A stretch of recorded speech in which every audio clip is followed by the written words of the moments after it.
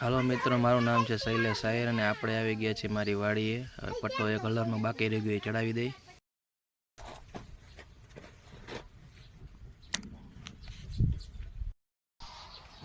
પાંચ લઈ લે,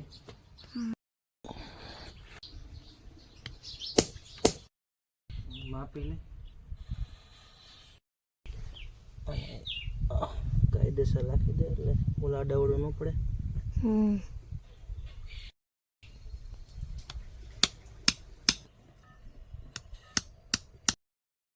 પટ્ટો ચડાવી દે. હો, ચડાઈ ગયો.